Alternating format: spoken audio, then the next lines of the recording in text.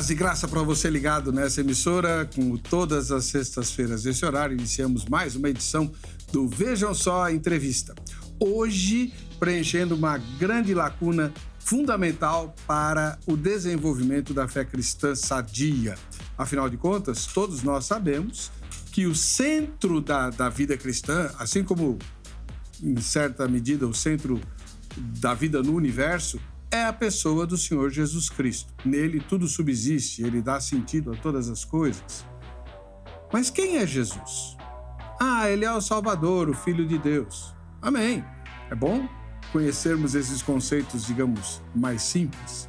Só que de simples esses conceitos não tem nada, porque Filho de Deus, nas lendas gregas existem vários, né?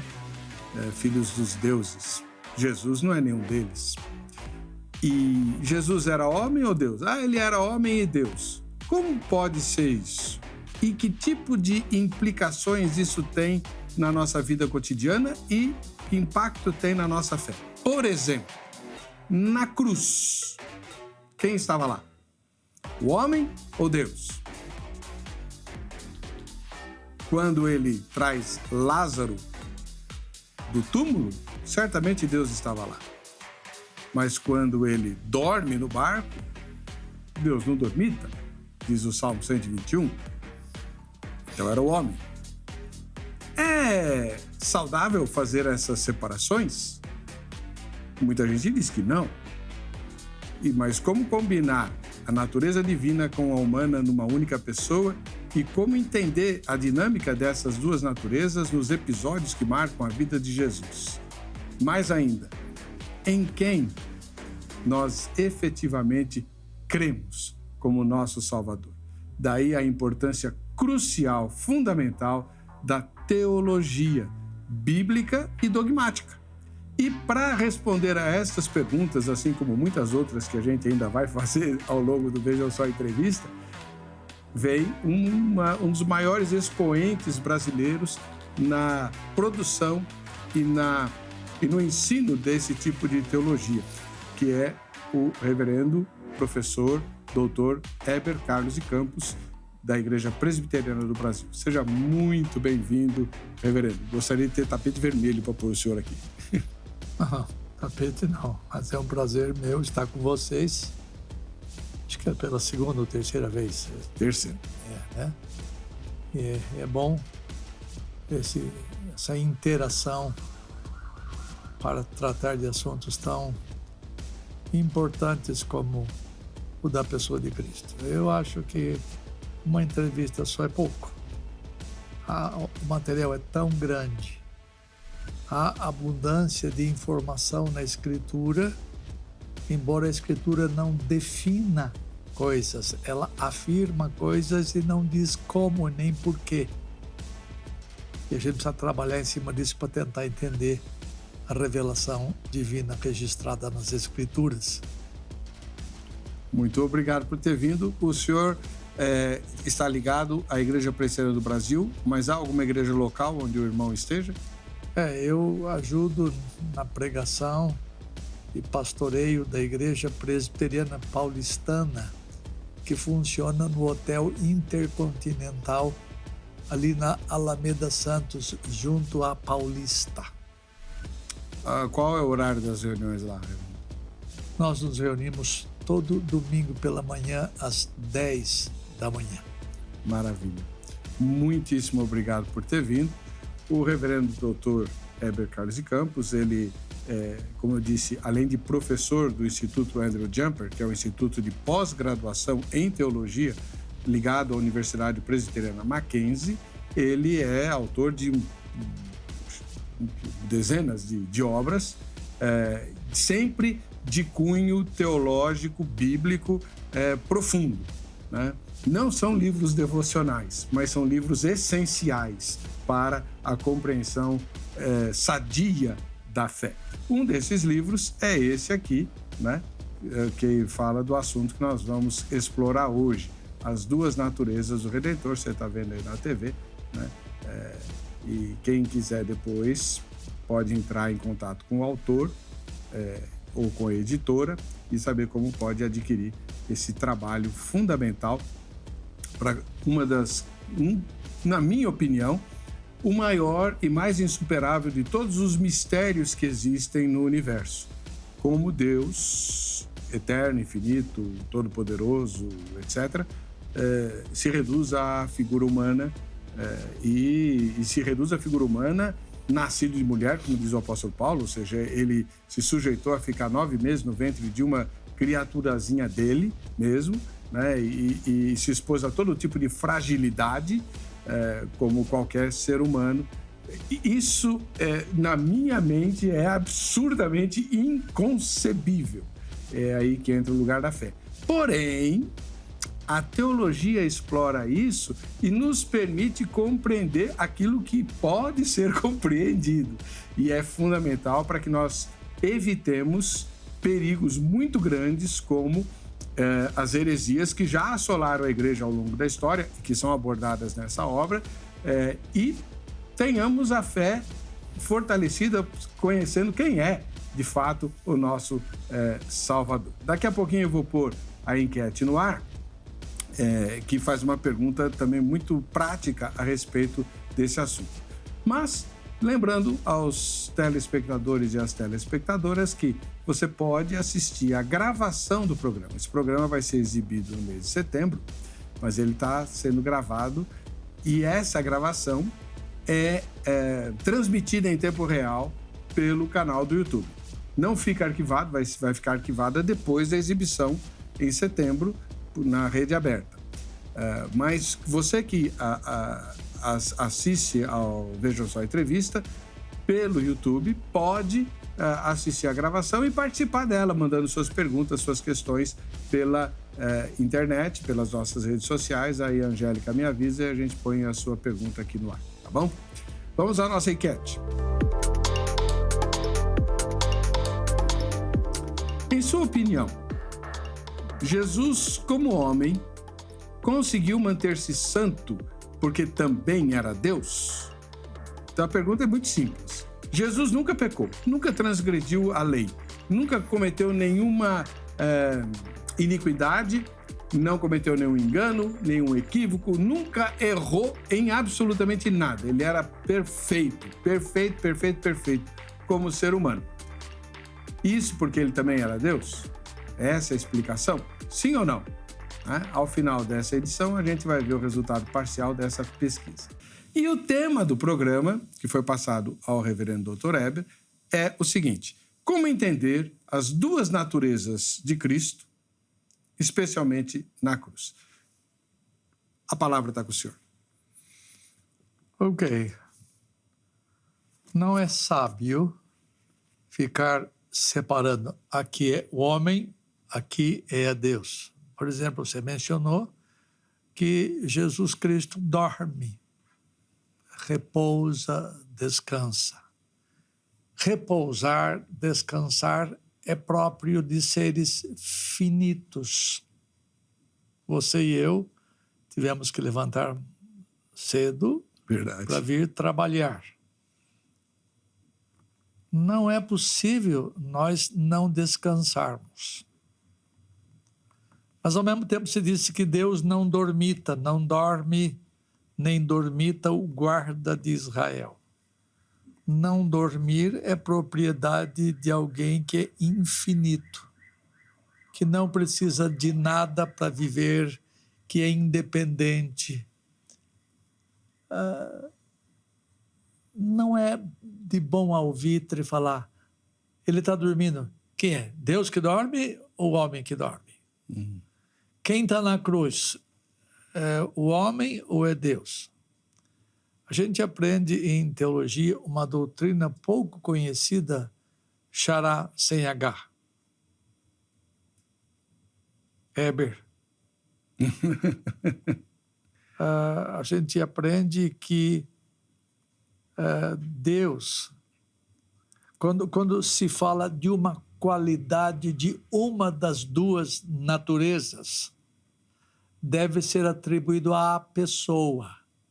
Quem que dorme? A pessoa de Jesus Cristo. Não é a natureza humana de Jesus Cristo. Ainda que dormir seja propriedade da humanidade, é a pessoa que dorme. Quando se fala em morrer na cruz, não é a humanidade, é a pessoa que morreu. Então, o que pertence a uma das naturezas deve atribuir-se à pessoa completa.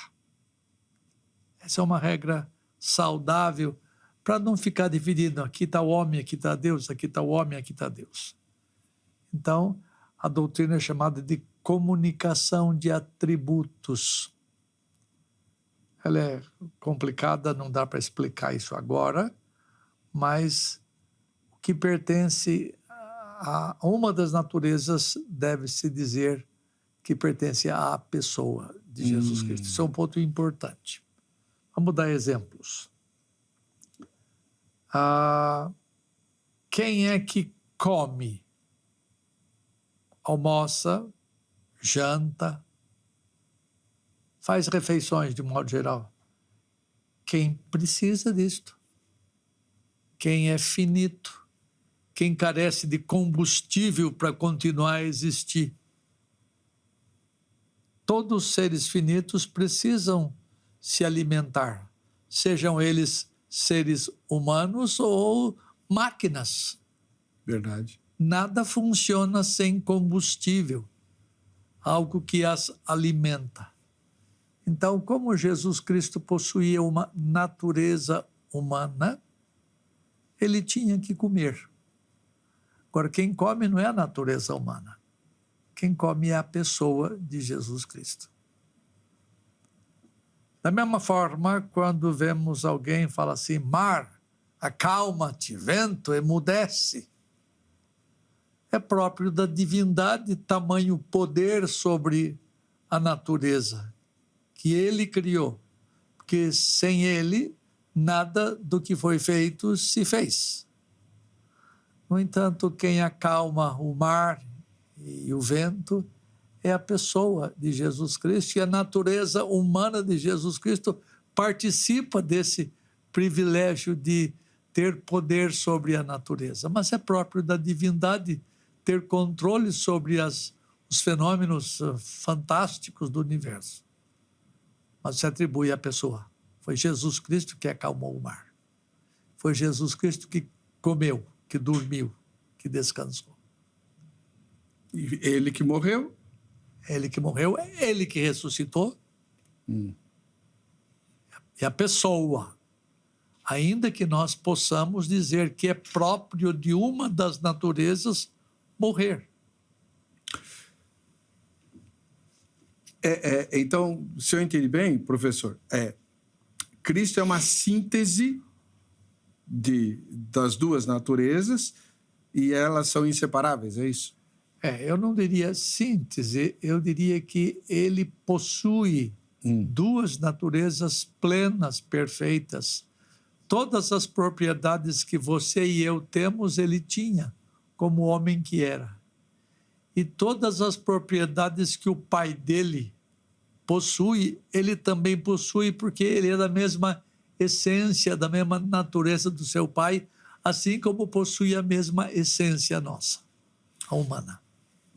Eu sei que no livro o senhor explora isso, e então, se for possível, o irmão, usando o seu maravilhoso dom de ensinar, como que os cristãos chegaram a essa compreensão que o senhor acabou de expor? Não foi automática, né?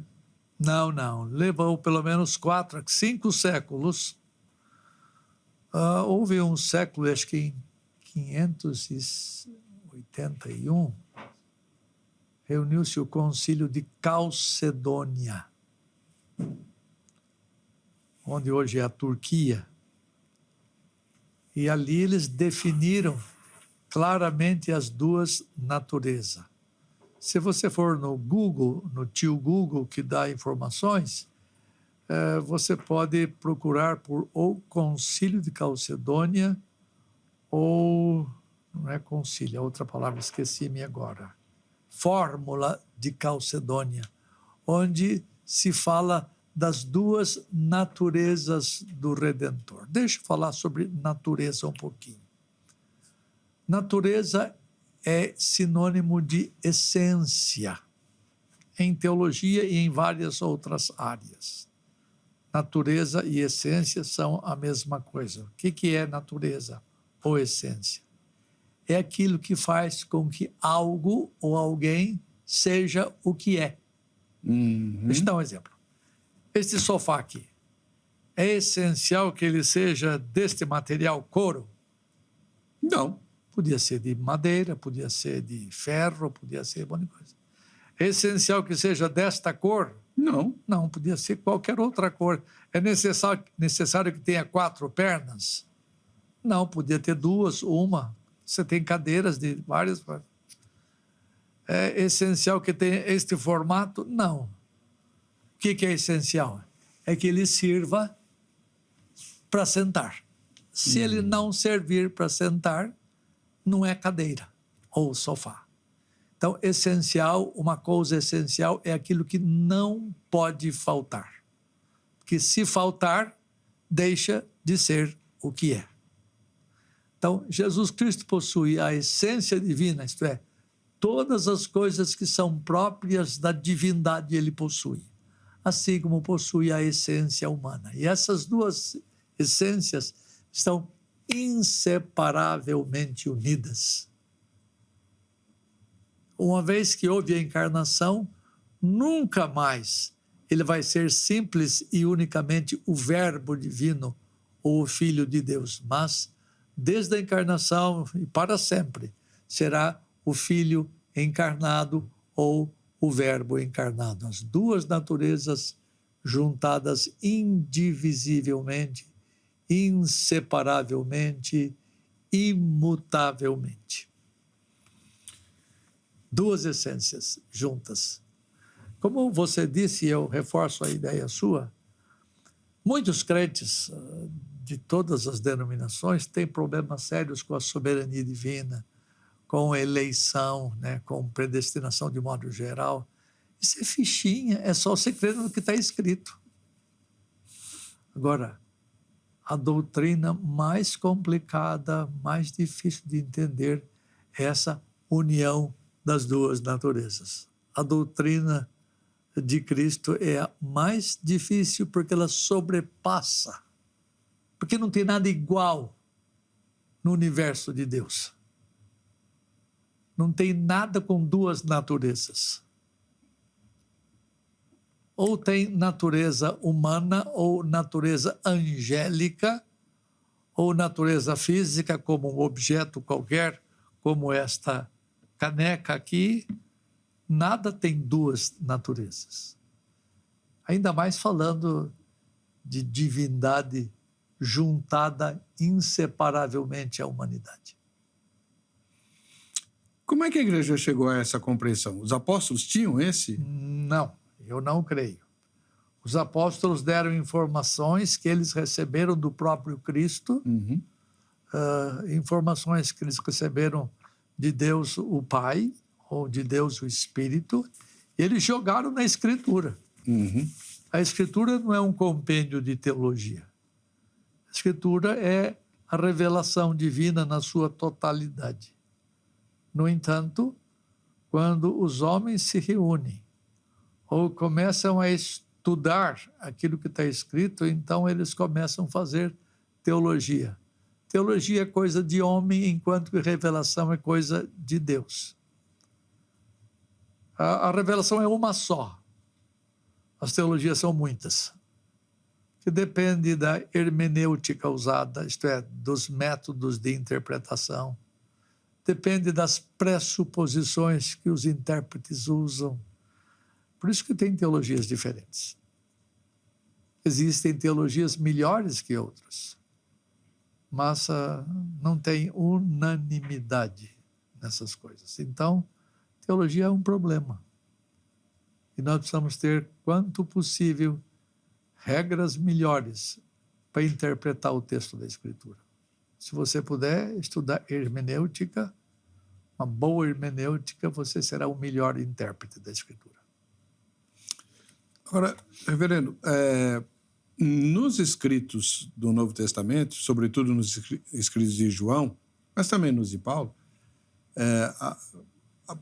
há uma preocupação dos apóstolos em combater determinados ensinos errados a respeito de Jesus. Uhum. Então, os primeiros ensinamentos eram que Jesus era humano ou divino? Como é que é essa controvérsia? A primeira heresia histórica já havia no primeiro século com um grupo chamado grupo gnóstico. Debaixo da influência do pensamento grego, da filosofia grega, os gnósticos criam que havia as coisas materiais e as coisas imateriais, ou seja, o corpo e a alma ou espírito. Eles diziam que o espírito é alguma coisa elevada, enquanto que a matéria é alguma coisa mais baixa, inferior. E na cabeça desses gnósticos, dos quais João fala, ainda que João não use o termo gnóstico, ele fala aqueles que negam Jesus Cristo vindo em carne, isto é, aqueles que negam a humanidade ou a fisicalidade de Jesus. Então, para eles era impossível Jesus Cristo possuir a carnalidade ou a fisicalidade ou a materialidade nossa. Por isso que eles negavam que Jesus fosse verdadeiramente homem. Então essa é a primeira heresia histórica a respeito da pessoa de Cristo. João fala dos anticristos que já estavam vivendo no seu tempo. O anticristo da época, os anticristos da época, eram aqueles que formulavam, ensinavam uma doutrina errônea sobre Jesus Cristo. Eles eram docéticos, isto é, eles negavam a plena humanidade de Jesus Cristo. Jesus Cristo era homem, sim, mas não com fisicalidade, porque a matéria é alguma coisa má e o Redentor não podia ter alguma coisa má. Então, as heresias cristológicas apareceram até o século V, pelo menos. Tá, os anos 400 e pouco, que foi quando Calcedônia botou um ponto final nas discussões, e tudo que nós cremos hoje, 1.600 anos depois, é o que Calcedônia definiu. A expressão, não sei se é essa fórmula de Calcedônia ou ela é posterior, mas eu lembro de ter estudado lá no seminário. Ele é tão completamente Deus como se não fosse homem e, ao mesmo tempo, tão completamente homem como se não fosse Deus. Essa é a ideia.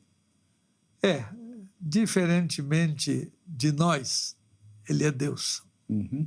E diferentemente do pai dele, ele é homem. Aí a gente entra numa questão que eu vou pedir para o senhor explicar para nós, porque lá em Filipenses, o apóstolo Paulo descreve um processo de esvaziamento, acho que é do kenosis, né, que é a palavra que ele usa, em que muita gente começa a interpretar Jesus assim, ele é divino, mas não tanto, porque ele se esvaziou, ele deixou de ser alguma Deus. coisa. Esse é um grande perigo que a igreja corre. O esvaziamento tem a ver com o não uso de atributos, não a perda deles. Enquanto ele esteve entre nós aqui na Terra, era impossível ele mostrar a eternidade. Era impossível ele mostrar imutabilidade, ok. Mas independência era impossível, porque eles viam ele comer, viam ele beber, viam ele dormir. Isto não aponta para a independência dele. Então, eu creio que as duas naturezas, existem erros, Heber, relativo às duas naturezas. Uns que negam a plena humanidade de Jesus Cristo e outros que negam a plena divindade. Esses são os ebionitas. Os leitores depois vão fuçar esses termos. Mas eu me perdi na pergunta que você fez. Sobre a doutrina do esvaziamento. Tá. O esvaziamento tem que ver não com a perda de qualidades essenciais, de atributos divinos, mas com ele abriu mão do uso deles. Um dos exemplos que muita gente usa, e quando eu falo de muita gente, eu só me refiro a pessoas de boa índole, de boa vontade, né? Olha, quando Jesus diz assim, que nem ele sabe o dia da sua volta, só o Pai sabe, é porque ele estava esvaziado da sua condição de vida. Eu creio o seguinte, que, lembra bem, ele possui duas naturezas. Aquilo que você fala como pensar, que é a referência sua, pensar, sentir e ter volições, ter decisões, ele tinha essas mesmas coisas em cada uma das naturezas. Ele pensava como Deus e ele pensava como homem, ou seja, ele tinha a mente de Deus e tinha a mente humana. Ele tinha as afeições divinas e as afeições humanas, as volições divinas e as volições humanas. Essas coisas, volições, intelecções e afeições, são próprias de uma natureza, não da pessoa. Jesus Cristo era uma só pessoa, a pessoa divina com propriedades humanas também. Ele não tinha ele não tinha uma pessoa humana nele. Pessoa é aquilo que tem autoconsciência, isto é, consciência de si. Ora, ele se via como Deus e se apresentava como Deus, ora como homem, mas o eu dele é sempre ligado à demonstração de uma das naturezas. Por isso, quem dormia era a pessoa de Jesus Cristo. Quem é que criou o universo? É a pessoa de Jesus Cristo, ainda que não possuísse nessa altura a natureza humana. Mas quando falamos do Criador, referimos-nos à pessoa de Jesus Cristo. Vou recordar uma frase que eu disse algumas vezes aqui no começo da conversa. O que pertence a uma das naturezas é bom, é prudente dizer que pertence à pessoa completa. Isso. A pessoa completa. Então, Jesus Cristo, quando ele disse que ele não sabia o dia, provavelmente ele esteja usando a sua mente humana. Como é que ele faz isso? Eu não sei. Como é que fala? Ora pensa como Deus, ora pensa como homem. Sente como Deus, sente como... É difícil a gente medir estas coisas, mas a sua mente humana, àquela altura, não sabia o dia da sua volta. Existe um pensamento, uma heresia também bem antiga, que diz que Jesus nasceu como homem, era um homem comum, que Deus adotou, e a evidência disso é que ele se enche do Espírito Santo e passa a agir como Cristo depois do batismo. Ok. Essa heresia, que ele era homem, ele foi elevado a uma categoria divina. É uma heresia realmente.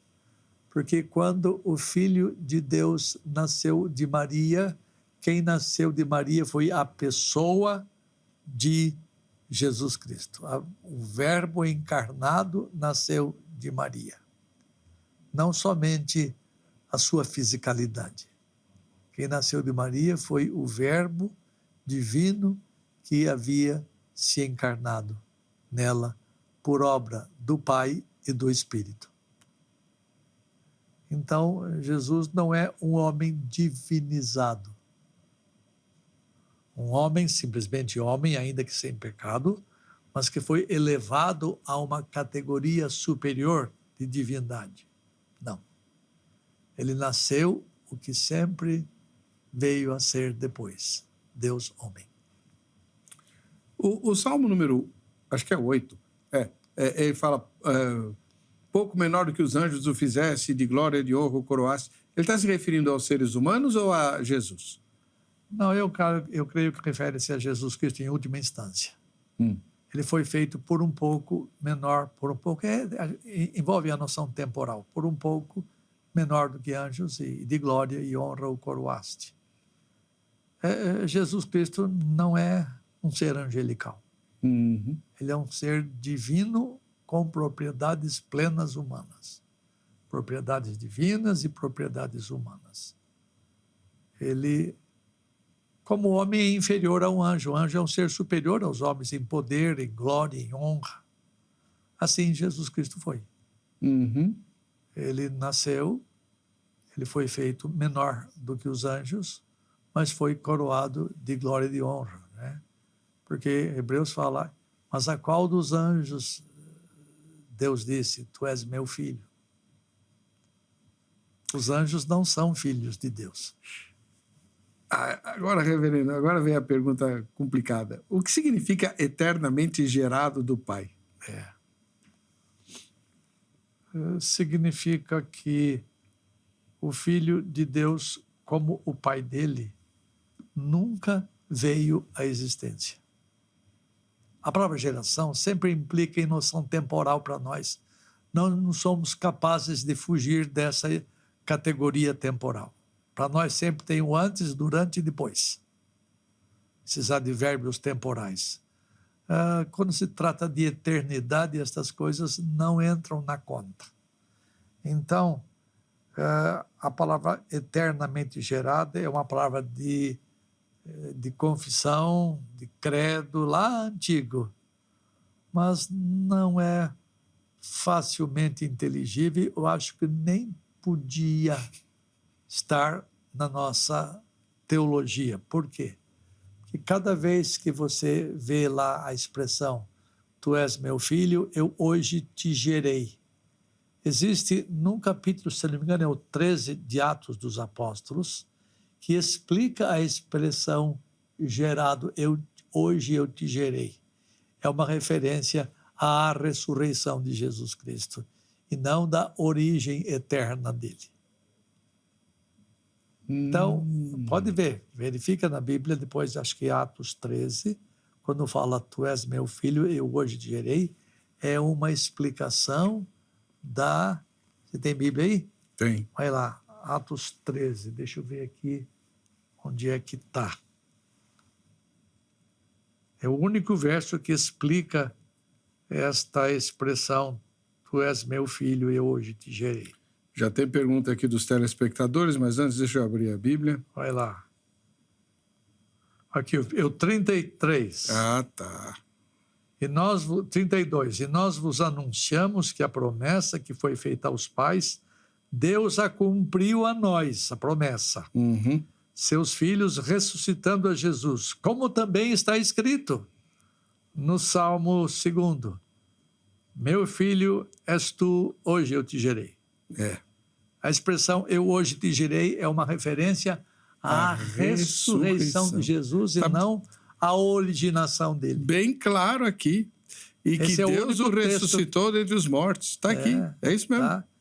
Então, aqueles que querem falar da geração eterna do Filho, eles se esquecem de que a expressão gerar aí diz respeito ao ser ressuscitado e não ao vir à existência num ponto ainda antes da história. Bom, Marcelo Loyal, lá de Salvador, na Bahia, pergunta: Paz, como entender passagens como Jesus se sujeitará ao Pai? O Pai é maior do que eu. Só o Pai sabe o dia da volta. Isso aí a gente já falou. Mas o Pai é maior do que eu. Ok. É uma questão de precedência. Pai tem precedência sobre filhos. Sim. Tá? Essa é a ideia. o pai é maior do que eu não significa que ele é mais divino do que eu, ou mais poderoso do que eu, ou mais sábio do que eu. Lembra? Eu e o pai somos um. Quantas pessoas existem na Trindade? 3. Existe precedência de um em relação a outro. Existe submissão de função. Por exemplo, o Pai me enviou. O Pai me ordenou isto. Mostra uma precedência do Pai sobre o Filho. Nesse sentido, o Filho está sujeito ao Pai. Por uma questão de precedência, pai e filho. Ele foi obediente ao pai. Ele veio cumprir os mandamentos do seu pai. Não é questão de essência, mas de precedência que pai tem sobre filhos. Eu e o pai somos um. Na verdade, são duas pessoas distintas. Como fala, somos um, significa nós somos iguais essencialmente falando. Possuímos a mesma natureza, a mesma essência, ou seja, os mesmos atributos. Não que eles sejam pessoalmente um só, não. Deus é um ser tripessoal. Só para falar, o que é uma pessoa? Eu comecei a falar e parei no meio do caminho. Uma pessoa é aquilo que possui autoconsciência. Por exemplo, o pai fala, eu amo o meu filho. O filho fala, eu obedeço ao meu pai. Existem duas autoconsciências. Por exemplo, você tem cachorro em casa? Tem. Você fala com ele de vez em quando, não fala? Ah. E bota, às vezes, de frente do espelho e fala, ó você aí, ó. Não consegue ver. Porque ele não tem consciência de si. Um cachorro tem consciência de tudo o que acontece ao redor dele. Ele percebe mais do que nós as coisas que estão... Quando você está chegando de carro 2 quadras antes, ele já começa a latir, ele corre para a porta esperar você. Ele tem uma percepção de coisas externas muito maior do que a sua, do que a minha. No entanto, ele não tem consciência... Ele tem consciência de tudo, mas não tem consciência de si. Ou seja, não tem autoconsciência. Uma pessoa é aquela que possui consciência de si mesma. Cachorro não sabe quem é pai dele, não sabe quem é mãe dele, não conhece os ancestrais. Ele não sabe quem ele é, de onde ele veio, para o que ele serve. Ele faz as coisas que são próprias da natureza canina dele. Certo. Agora, Deus, que é tripessoal, possui 3 autoconsciências. O pai sabe quem é o filho sabe quem é o pai, o Espírito sabe quem é o pai e quem é o filho, porque ele procede do pai e do filho. Tem 3 autoconsciências na Trindade, ainda que tenha só uma essência, uma só natureza, mas 3 autoconsciências. Agora tem uma pergunta aqui, que na verdade é a expressão de uma opinião do Luiz Vilela, ele não diz onde ele é, e ele diz assim, Jesus comparou sua divindade com a divindade dos homens da liderança de Israel, em João 10, 34 a 36. É estranho comparar a sua divindade com a divindade dos homens. Ele conclui com isso, doutor, que Jesus afirmou que a divindade dele seria simbólica. Então, deixa eu ler João 10, 34 a 36, e aí o irmão vai comparar. Eu acho que é aquele trecho em que Jesus está tendo uma controvérsia lá, né? Que o pessoal dizia, como que você fala que você é filho de Deus, não sei o quê? E Jesus fala assim, você não leu lá na Bíblia, vós sois deuses? Tá. Eu acho que é aquela discussão irônica de Jesus, mas vamos ver, João 10, 34. Vou ler a partir do 32. no 31. Novamente pegaram os judeus em pedras para lhe atirar. Ele ia ser apedrejado. Jesus ia ser apedrejado. Disse-lhes Jesus: tenho-vos mostrado muitas obras boas da parte do Pai. Por qual delas me apedrejais? Responderam-lhe os judeus. Que irônico, né? Qual é o crime que eu estou cometendo se eu estou mostrando coisas boas do Pai, né? Responderam-lhe os judeus: não é por obra boa que te apedrejamos, e sim por causa da blasfêmia, pois sendo tu homem, te fazes Deus a ti mesmo. Replicou-lhes Jesus: não está escrito na vossa lei? Eu disse: sois deuses? Se ele chamou deuses àqueles a quem foi dirigida a palavra de Deus, e a Escritura não pode falhar, então, daquele a quem o Pai santificou e enviou ao mundo, dizeis: tu blasfemas, porque declarei, sou filho de Deus. Depois ele continua: se não faço as obras de meu Pai, não me acrediteis, mas se faço e não me credes, crede nas obras para que possais saber e compreender que o Pai está em mim e eu estou no Pai. A expressão sois deuses significa vós sois autoridades. Uhum. Os homens são autoridades. Então, vós sois deuses. Mas não tem nada a ver com divindade no sentido em que Jesus tem. Inclusive, a autoridade de Jesus como Deus, que é ultra superior. É a autoridade de quem tem poder para fazerem as coisas existirem. A autoridade de quem tem o poder de manter por sua própria palavra todo o universo criado. São duas coisas incomparáveis. Ele é igual a nós no que respeita a sua humanidade. Mas no que respeita a sua divindade, ele é altamente diferente de nós. Então, a ideia de que Jesus não era genuinamente divino perdura, né? Essa colocação do Luiz sim. mostra isso. Existem pessoas que negam a real divindade de Jesus Cristo. Existem igrejas até grandes nesse país, como Testemunhas de Jeová, que negam a divindade de Jesus. E alguns evangélicos embarcam nesse trem. Possivelmente o Luiz faz parte desse grupo. É uma possibilidade, não uma certeza. A ideia de negar a divindade de Cristo entre outras razões, é uma dificuldade de aceitar a Trindade. Sim, não tenha dúvida. Né? Mas se a gente rejeita... Uma vez, um professor Jamierson esteve aqui, justamente para discutir unitarismo e trinidade. Aí ele falou assim: a gente não crê na Trindade porque ela é lógica. Muito pelo contrário. Né? A gente crê na Trindade porque ela está nas Escrituras, ela está na Bíblia.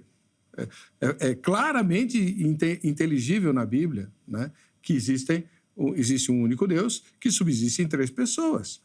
E esse foi um pensamento também construído ao longo do tempo, né? E que, embora eu veja muitos daqueles que se dizem unicistas, na verdade, não são unicistas de raiz, como as Testemunhas de Jeová. Eles creem, por exemplo, em heresias tipo modalismo, onde Deus desempenha três papéis diferentes, mas é um único Deus. Né? É modalismo que fala? Três modos. Né? Então, ora apresenta-se como Pai, ora como Filho, ora como Espírito. Então, eu não creio que isso seja unicismo, porque o unicismo, como a Testemunhas de Jeová crê, Jeová é único, não tem outro, então Jesus é, na verdade, alguém que ele adotou. No caso, o arcanjo Miguel, que foi promovido a filho adotado por ter defendido Jeová das incursões de Satanás e seus anjos. Né? Não há como crer nisso. Né? Não, isso é heresia. Uma das evidências de que é heresia, quem está aí nos ouvindo, estou dizendo com muito respeito, é o fato de que quem assim pensa precisou modificar o texto da Escritura. Porque se adotar a mesma Escritura que todos os outros evangélicos usam, e mesmo os católicos, fica insustentável esse ensino. Então é preciso criar uma versão única da Bíblia que para dar suporte a esse tipo de ideia. Uhum. Reverendo, fugindo um pouquinho dessa questão, eu queria a sua opinião, né? O senhor é um dos homens mais brilhantemente ilustrados no campo da teologia aqui no Brasil e tem o dom de explicar teologia de maneira que qualquer um entenda. Essa é outra virtude que o irmão tem. Recentemente, a revista Ultimato, ela publicou lá uma matéria provocativa de para que serve a teologia. Não sei se o senhor chegou a ler a matéria, né? Mas nos tempos de hoje, pleno século XXI, mergulhados primeiro no relativismo, né?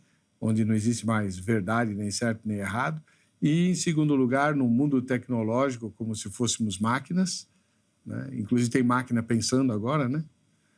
E escrevendo. Um amigo meu, o Robinson, que foi meu chefe, ele mandou uma encomenda para o ChatGPT, né? Para a inteligência artificial. Preciso pregar sobre João capítulo 1. Pois o ChatGPT mandou um sermão para ele. Bom! Né? Então, num mundo como esse, para que serve a teologia? Esse programa que faz teses, sermões da inteligência artificial, existe essa inteligência artificial porque alguém trabalhou, alguém botou dados lá. Ele não descobre nada. O ser humano fez isso. A capacidade de catar informações, pegar dados e, no instante, num piscar de olhos, trazer tudo para você prontinho. E, aliás, isso vai estimular muita gente desonesta a fazer teses apenas digitando lá no programa. Mas tudo isso, todas essas informações que estão lá, catalogadas, espetacularmente reunidas, foram produto de quem pensou, de quem fuçou a Escritura, de quem tentou trabalhar. Então, teologia é uma tentativa humana de entender a revelação divina. Todo mundo que abre a Bíblia, em qualquer lugar, em qualquer denominação, em qualquer reduto evangélico, abre, o texto está aqui, isto quer dizer o seguinte, está fazendo teologia. Teologia é elaborar qualquer pensamento com base numa fonte fidedigna, no caso a Escritura. Então, ela tem valor. Eu entendo que teologia é uma ciência. Uau! É uma ciência. Uma ciência tem que ter um objeto de estudo. Qual é o objeto de estudo da teologia? Deus. Não? Deus não pode ficar sob o seu escrutínio. Então qual é o objeto da teologia? A Escritura Sagrada, a revelação divina. Você trabalha com a revelação. Você pega o que está escrito e procura entender. Porque você não pode meditar em Deus, você tem que meditar na sua palavra. Você não pode botar Deus como seu objeto de estudo. Porque Deus não pode ser analisado pela história, por outras ciências. Deus pode ser analisado mediante aquilo que ele diz de si mesmo. Então, Uau. o objeto de estudo é a Bíblia. É a revelação dele. Muito bom. A gente vai fazer um intervalinho para continuar daqui a pouquinho. Então, antes de sair, você está, como eu, profundamente instigado em estudar melhor as Escrituras e conhecer teologia, né? Inclusive, tem mais perguntas aqui chegando para o Dr. Heber, a gente vai colocar para elas assim que voltar do intervalo. Mas quem quiser estudar, uma das possibilidades é usar a Academia Teológica da Graça de Deus, a AGRADE. Ela tem um curso bíblico em 3 níveis,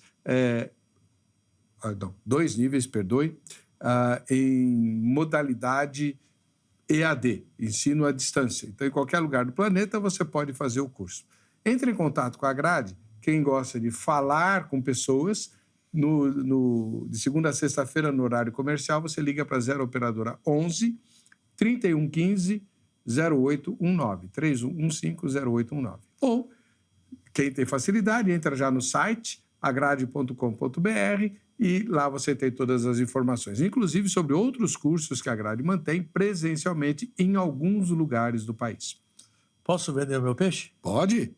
Claro, deve. Se você tem faculdade, seja ela qual for, você tem formação superior, você também pode fazer teologia conosco. Lá no Centro Presbiteriano de Pós-Graduação, Andrew Jumper. Nós temos aulas online e aulas presenciais. Temos mestrado e temos lato sensu, em pós-graduação lato sensu. Nós precisamos crescer, cara.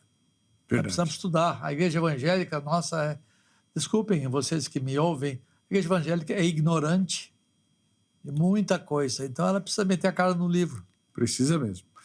Para evitar o progresso de ideias erradas, equivocadas e, às vezes, até absurdas, como a gente tem visto. Nós precisamos dar razão da esperança que há em nós. E você não consegue dar isto se você não meter a cara no livro.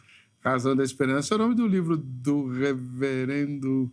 Puxa vida, falhou o nome dele agora. Leandro Lima. Reverendo Leandro Lima. Bom,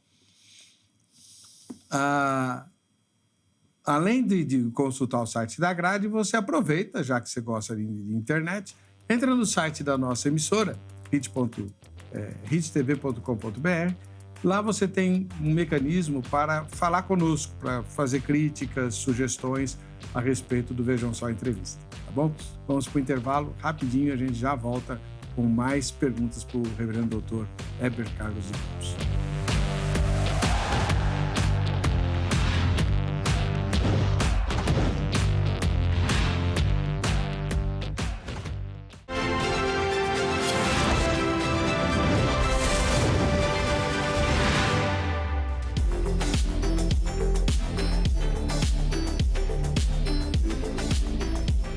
Muito bem, estamos de volta com o programa Vejam Só Entrevista. De forma muito rápida, vou mostrar aqui as fotografias de quem está participando do nosso concurso, né? É só você bater a foto enquanto assiste ao programa, manda para nós pelas redes sociais e aí você vai estar concorrendo aqui aos brindes do Vejam Só. E a gente fica te conhecendo melhor, né? A primeira foto vem lá de Rondônia. Marcos Johnny é o nosso telespectador lá. Tá aí, ó, Marcos. Muito obrigado por ser nosso telespectador. Faça como o Marcos, bate a foto durante a exibição do programa, olha que legal, né? Ele ainda apresentou, tá lá com a Bíblia na mão, né? Então, assistindo e conferindo, beleza. Em Santa Bárbara do Oeste, próspera cidade do interior de São Paulo, com um reduto evangélico bastante expressivo, temos a Senilda Parado. Senilda Parado assiste ao programa lá. Olha a Senilda aí, né? Valeu, irmã. Deus abençoe bastante. E em Maceió, lá nas Alagoas, a Thelma Oliveira é nossa telespectadora ali. Olha que bacana. Deus abençoe, irmã Thelma. Grande abraço para você. Bom, a gente tem algumas perguntas aqui para o reverendo Dr. Heber.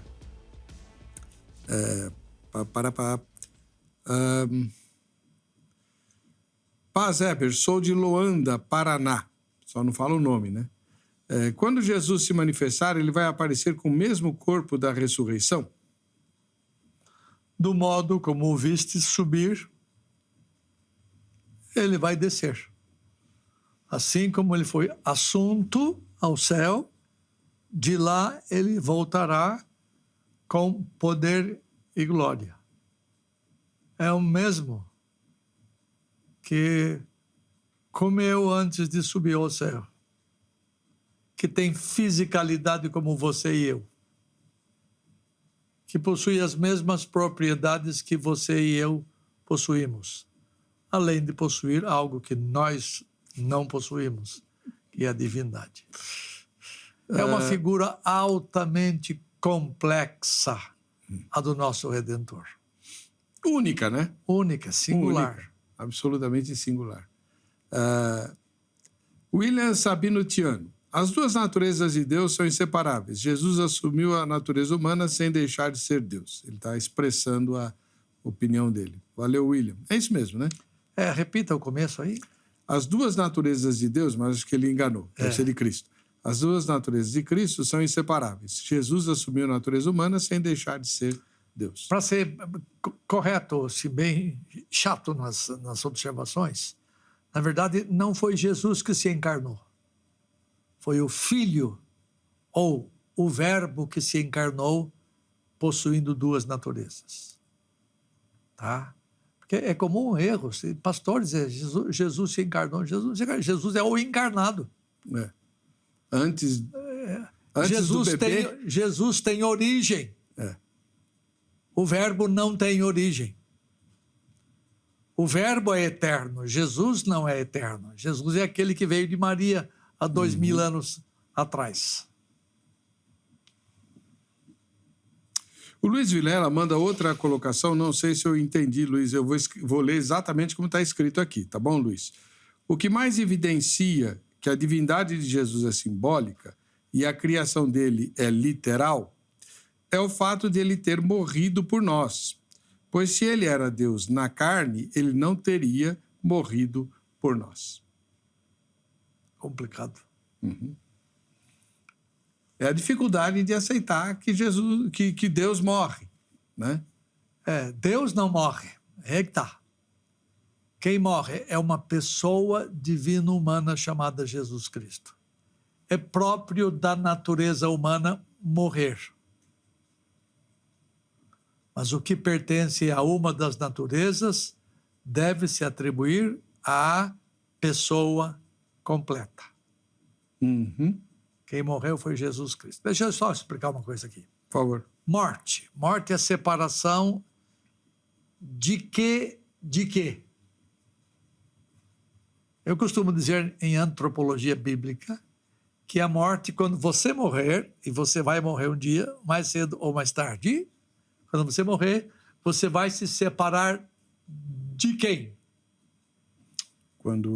Dos outros vivos? Dos outros, dos seus parentes, mas você vai se separar de você mesmo. Sim. Porque você vai para lá e você vai para lá. Isto é, você vai ser sepultado e ao mesmo tempo vai estar com Cristo. Então a morte é separação de uma das nossas naturezas de outra. Ou seja, a nossa natureza corporal, física, vai para a sepultura e a nossa natureza imaterial, ou alma ou corpo, vai estar com Jesus. O espírito. Alma ou espírito. Alma ou espírito, vai estar com Deus. Que é o que aconteceu com o próprio Cristo, quando morreu. Tem uma pergunta nessa direção. A alma dele foi estar com o Pai dele. O corpo foi para a sepultura até o terceiro dia. Tá? Na morte de Jesus Cristo, houve a separação dos dois elementos constituintes da natureza humana dele.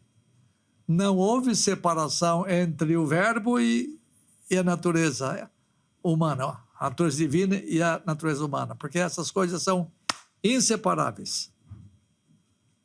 É por isto que, talvez por isto que a Bíblia diga que não houve corrupção.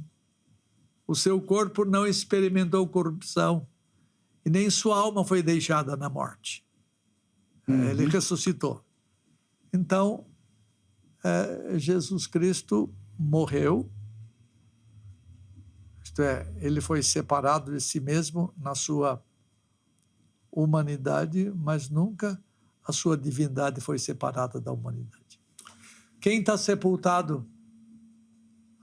Minha mãe morreu há bons anos atrás, 2000. Minha mãe está na sepultura lá em Votorantim. Dona Dina ou Diná? Diva. Diva. Minha mãe está lá e minha mãe está lá. Quando chegar o dia da ressurreição, minha mãe vai se encontrar com quem? Com o senhor. Com ela mesma.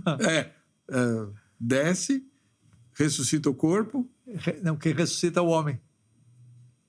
Como assim? Sim, o ser integral. E quem morre é o ser. Tá.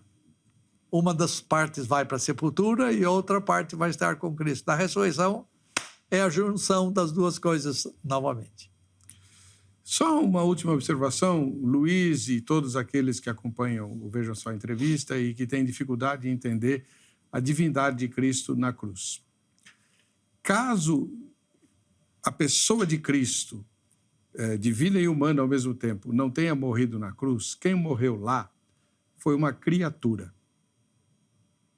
Uma criatura. Que seja o arcanjo Miguel, ele é criado, ele não é criador. Então, quem nos redimiu foi uma criatura. E a Bíblia ensina que nós precisamos adorar a quem nos redimiu. Então, nós vamos adorar uma criatura? Ou a Bíblia exorta, inclusive as testemunhas de Jeová, a adorarem exclusivamente ao Criador? Pense nisso. Vamos falar disso um pouquinho? Fala! Na verdade, o nosso Redentor é ao mesmo tempo eterno e ao mesmo tempo temporal. Nunca veio a existência e veio a existência. Ele existe desde sempre e existe desde que foi concebido de Maria. Quem nos redimiu foi um criador-criatura. Sim. Quanto à sua divindade, criador, eterno, imutável, infinito. Ao mesmo tempo, ele assumiu a nossa finitude, ou seja, a nossa humanidade. E não poderia haver redenção se o Redentor não fosse humano. Por quê? Porque a punição divina veio sobre corpo e sobre alma. Deus não tem corpo, Deus não tem alma no sentido em que nós conhecemos. Foi necessário alguém tornar-se igual a nós para sofrer a ira divina. Deus não podia vir fazer sua ira sobre si mesmo. Uhum. Ele fez sua ira vir sobre o seu filho que assumiu natureza humana. Então o Redentor tinha que ter corporeidade nossa, tinha que ter a alma nossa, para ele morrer a nossa morte, para ele morrer ao nosso lugar, para que ele pudesse, ao mesmo tempo em que morre, paga a conta nossa, ao mesmo tempo, quando ele ressurge, ele garante a nossa ressurreição. Glória a Deus. Como o reverendo professor Dr. Eber falou, a gente precisa fazer umas 20 entrevistas para esclarecer tudo a respeito da pessoa de Cristo. Infelizmente, o tempo acabou, mas ele vai voltar. Então, deixa eu mostrar novamente, aqueles que tiverem interesse em estudar Cristologia de maneira bem concentrada, está aqui, ó, A Pessoa de Cristo, as Duas Naturezas do Redentor, do reverendo Dr. Eber Carlos de Campos. Eu tenho mais 2 livros sobre Cristologia, já publicados. Quais são? Um é A União das Naturezas, que a gente chama em teologia de Unio Personalis, a União das Naturezas. A segunda edição está saindo agora na Cultura Cristã. E tenho A Humilhação do Redentor, sua concepção e seu nascimento. Por isso, o livro fala sobre por que uma série sobre a pessoa de Cristo. Maravilha. Reverendo, muito obrigado. Aguardamos o senhor em breve para falar sobre esses outros 2 aspectos. O irmão percebeu a necessidade de jogar mais luz teológica a respeito dessa questão tão fundamental para a fé e que muitas vezes passa ao largo nos sermões e nas aulas de escola dominical, né? E tem muito material aí para pastor usar. Uhum. Você vai levar aí 1 ano, se você quiser, para você ensinar na sua igreja sobre as duas naturezas. Tem material à vontade e eu escrevi para que pastores possam ensinar e crentes medianos possam ler isto. Não é uma leitura alta que um crente mediano não possa entender. Verdade. Bom, o resultado da enquete reflete essa necessidade que eu acabei de falar aqui. Vamos lá. A enquete diz assim: em sua opinião, Jesus, como homem, conseguiu manter-se santo porque também era Deus? A resposta sim, 70%, e não 30%. E qual é a resposta correta? Vamos aguardar a próxima visita do reverendo professor Dr. Heber Carlos de Campos para nos ajudar no entendimento completo da Cristologia. Muito obrigado, reverendo, que Deus o abençoe e enriqueça. Ele te explodiu o tempo do programa, mas foi extraordinariamente bom. Foi meu prazer poder servi-lo, servindo aos irmãos que ouvem. Glória a Deus. Eu não sei quantas pessoas normalmente assistem este programa, mas a minha oração a Deus é para que vocês sejam instrumentos de capacitação dos crentes, porque muitos vivem tão isolados, com pessoas que não têm condições de ensiná-las. Pessoas jogadas às traças, espiritualmente falando. Verdade. Sem onde se segurar, sem ter em quem se pegar. Porque a formação dos nossos ministros, na sua grande maioria, é deficiente. Eles não tiveram a oportunidade que eu tive. E que outros também tiveram. Então, nós carecemos de estudar seriamente a palavra de Deus para poder tirar boas lições naquilo que conhecemos como teologia. Verdade. Mais uma vez, muito obrigado, reverendo. Para você que fica aí, na próxima sexta-feira, querendo o Senhor, nesse mesmo horário, estaremos juntos para mais um Vejam Só Entrevista. Até lá.